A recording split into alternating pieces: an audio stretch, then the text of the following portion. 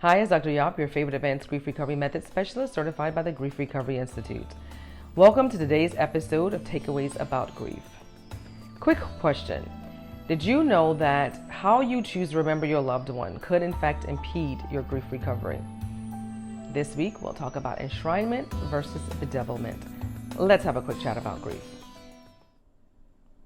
As a reminder, as we get started, loss is not only due to death. However, for this episode, I will use loss caused by death as our example.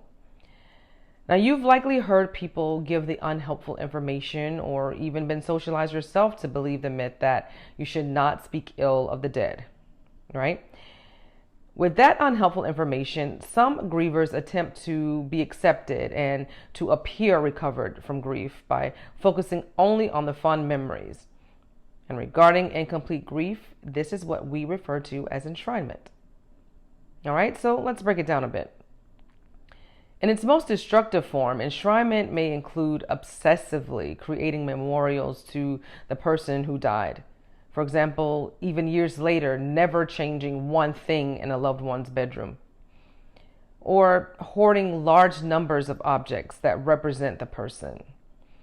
And then there is the enshrinement that simply prevents you from looking at all aspects of your relationship with the person in an accurate way. In this form, grievers will only focus on the fond memories or positive comments about the deceased. And this is where the unhelpful information about not speaking ill of the dead comes into play. Now listen, we're not suggesting you walk around bad-mouthing anyone, living or dead, right? However, consider that it is almost impossible to complete your pain caused by a significant emotional loss without examining every aspect of the relationship, not just the positive. So then there's bedevilment. Bedevilment is the opposite of enshrinement, right? When a griever is engrossed in bedevilment, they can hoard an inventory of complaints detailing the mistreatment that took place in the relationship. And they are unwilling to let go of anger and resentment and disappointment.